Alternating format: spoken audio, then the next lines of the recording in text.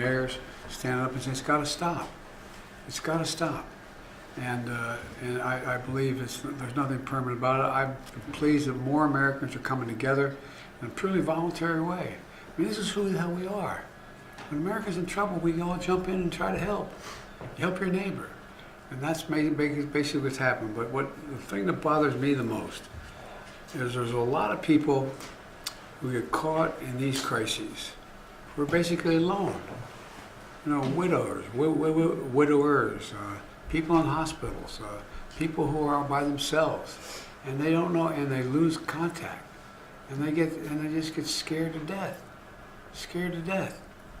And anyway, so I think I think those who have been spreading these lies to try to undermine the opposition are going to pay a price for it. Do you think Donald Trump is singularly to blame for all of this? No, he's not singularly, but he's just the biggest mouth. Mr. President, will you on to Speaker Johnson? No, I haven't, but I've spoken to Republicans who want to speak to Speaker Johnson, and I think Speaker Johnson is going to get the message that he's got to step up, particularly for small businesses. Do you plan to meet with DeSantis in Florida? I've spoken to him if he's available. Yeah, he's been very cooperative. We got on very, very well. Mr. President, are you asking Israel to stop hitting UN peacekeepers? Absolutely, positively. What? Mr. Trump's requesting these military aircraft in the final stages of the campaign. I'm sorry? Will you approve Mr. Trump's request to use military aircraft in the final stages of the campaign? As long as you don't ask for F-15s.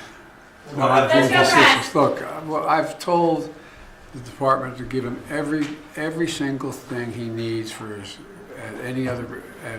he were sitting president. Give all that he needs. If it fits within that category, that's fine. But if it doesn't, he shouldn't.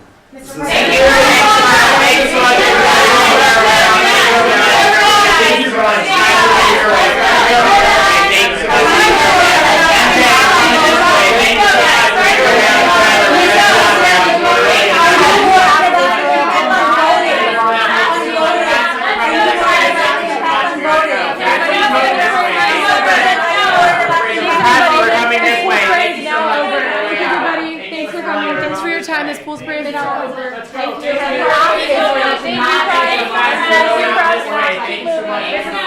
pool's brand is no longer open. Thank you. This is now closed president. Please depart the Roosevelt room. Please depart the Roosevelt room the way you came in. Thank you, Brad.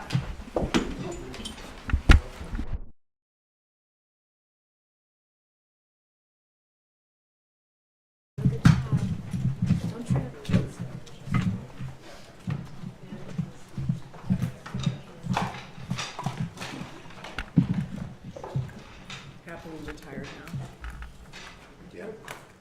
Yeah, but He's active. He wants to be doing it. He's not a sit on the sidelines.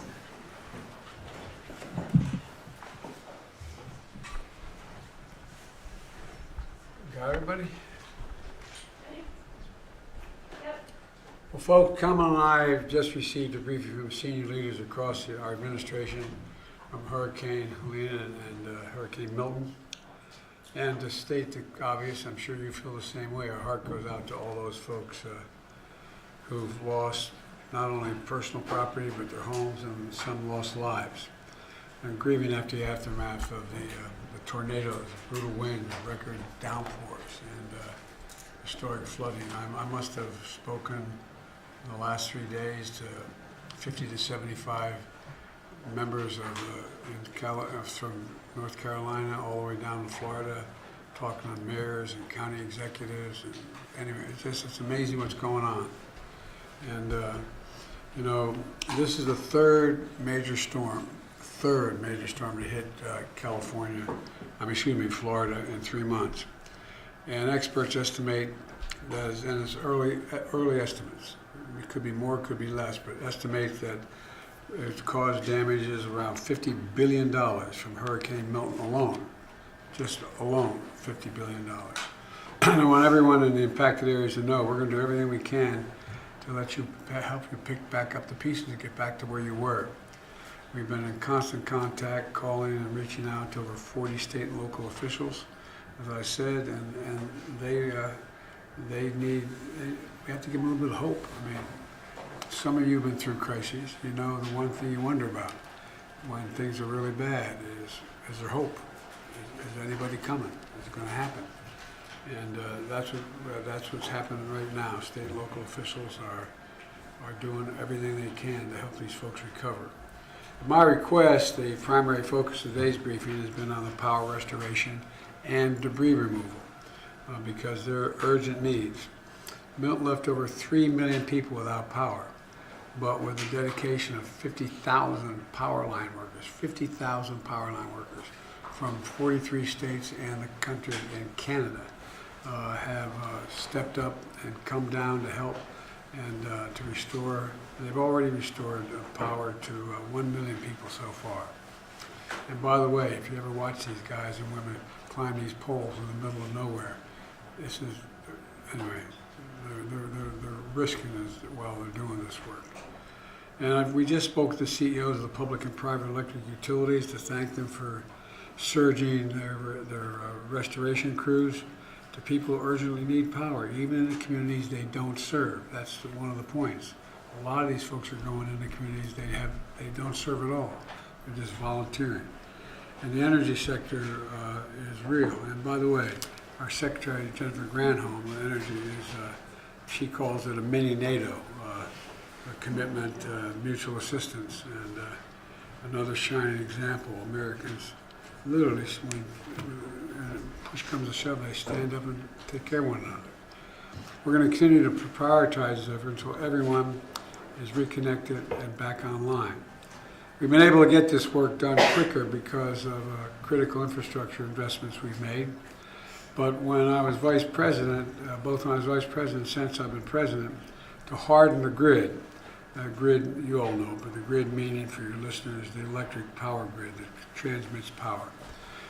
Harden the grid by incorporating innovative technologies like burying transmission lines underground, replacing wood power poles with concrete power poles that don't snap in the wind. To reduce the impact of extreme weather and climate change, we have to continue making these investments. We were just talking about it with the utility companies and with our team here and with the secretary.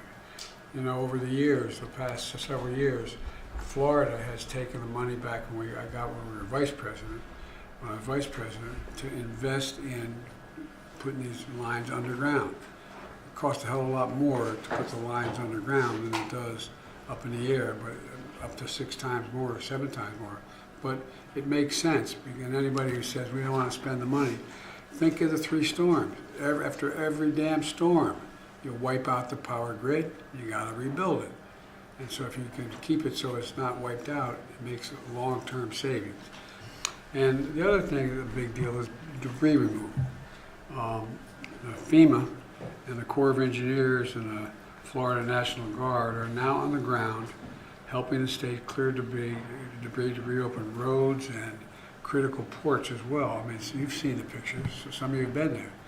You see, for example, in North Carolina, where half a mountain comes down and a bridge rolls in the water, and you got piles. I mean, you see at the end of a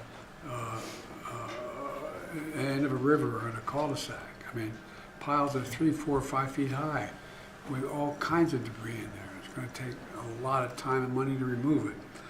But the Army Corps and the Florida National Guard in Florida are on the ground helping clear this debris and reopen the roads. And so they have to do it for other reasons, to make critical deliveries of food, water, and tarps and life-saving supplies. The Coast Guard is leading the effort to reopen the Port of Tampa, which you all know, because everybody's been covering it and you've done a good job of doing it. Covering it because it's a port that delivers a lot of fuel that goes into the region and goods that are necessary. It's critical for the economy of the region. And again, let me say that the misinformation out there is not only just disgusting, but it's dangerous. It's misleading. And again, the first thing it does, and I mean it sincerely, I don't know, a lot of you have been through these crises, some of you personally, but people desperately want hope. Tell me it's going to be okay. Tell me it's going to be okay. And they're in real trouble, a lot of them. And to hear this malarkey you're hearing from some of the people, I want to get into it, but I lose my temper. But anyway, the truth is we're providing all the resources that are needed.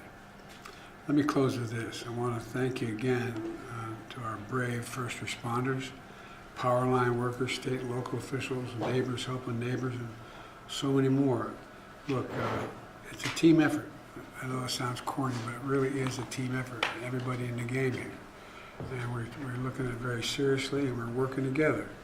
And it's made a big difference. I think we've saved lives, not me, but we, all of those folks out in the field have saved lives. But there's more to do, and we're going to do everything in my power to get it done. And the fact of the matter is that we're in a situation where, well, we're going to have to, I know I'm going to go to the vice president in a second. She's my boss here. That's a tribute song. We're going to be, hang on a second, Madam Vice President. Sure. We're going to be going to the Congress. We're going to need a lot of help. We're going to need a lot more money as we identify specifically how much is needed. So I'm just telling everybody now. I don't want to hear that this is going to be the end of it. So with that, I'll yield to the president. I mean the vice president. Thank you, Mr. President, and thank you to all of the men and women represented at the agencies that are represented by the members of the President's Cabinet for the work that they've been doing around the clock. In the wake of Hurricane Milton, we have, of course, witnessed widespread devastation. Homes and neighborhoods have been severely damaged. Millions of people are without power and thousands without clean water. To the people of Florida, and you must know, and to all of those in the region, our nation is with you. We see your incredible strength and resilience, and we are working around the clock to keep you safe. We continue to coordinate resources with local and state authorities, including food, water, medical supplies, and generators, and we will continue to work with the teams on the ground to restore water and power as quickly as possible. In the coming days and weeks, President Biden and I will make sure that the communities that are there on the ground and have been affected will have the resources they need, not only to respond to the storm, but also to recover.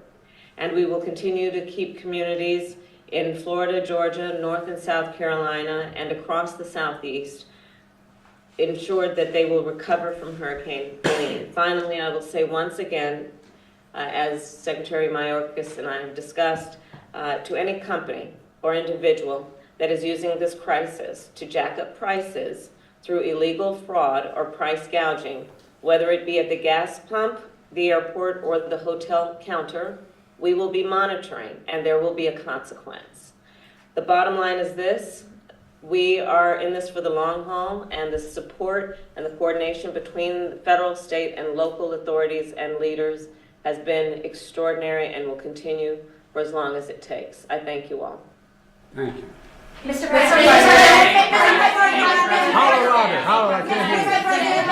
Are you worried The about misinformation that you've been talking about, that you're so worried about? Say again? The misinformation that you've been Yes. talking about related to this hurricane and the recovery efforts, do you think it's temporary, or do you think and worry that this might be a permanent state of being for this country? I think it's a permanent state of being for some extreme people, but I don't think it's what the country's about. We're breaking through with it. We're breaking through with the truth. And if you notice, and I've really been proud, I've been on the phone and talking to a lot of Republican mayors and governors. They're standing up saying this is not Joe Biden, but conservative, hardcore Republican governors, hardcore Republican mayors standing up and saying it's got to stop. It's got to stop. And I believe there's nothing permanent about it. I'm pleased that more Americans are coming together in a truly voluntary way. I mean, this is who the hell we are. When America's in trouble, we all jump in and try to help. You help your neighbor. And that's basically what's happened. But the thing that bothers me the most is there's a lot of people who get caught in these crises who are basically alone. You know, widowers, people in hospitals, people who are by themselves, and they don't know, and they lose contact, and they just get scared to death. And anyway, so I think it's, I think those who have been spreading these lies to try to undermine the opposition are gonna pay a price for it. Do you Mr. think Are you Donald worried Trump about is this impact? singularly to blame for all of this? No, he's not singling me, he's just the biggest mouth. Mr. President, will you on to Speaker Johnson? On No, I Court haven't, side? but we're gonna, I've spoken to Republicans who wanna speak to Speaker Johnson, and I think Speaker Johnson's gonna get the message that he's gotta step up, particularly for small businesses. Do you plan to meet with DeSantis in Florida? I've spoken to him, if he's available, yeah, he's been very cooperative. I've had no, we got on very, very well. Sir, Mr. President, are you asking Israel to stop hitting UN peacekeepers? Absolutely, positively. Mr. What- President, Let's will you go. approve Mr. Trump's requesting these Let's go. military aircraft in the final stages of the campaign? I'm sorry? Will you approve Mr. Trump's request to use military aircraft in the final stages of the campaign? As long as you didn't ask for F-15s. No, Well, I've let's been go, facetious. Look, well, I've told the department to give him every single thing he needs for his, any other, as he were sitting president, give all that he needs. If it fits within that category, that's fine, but if it doesn't, he shouldn't. Mr. Thank President. you very much. Thank you so much.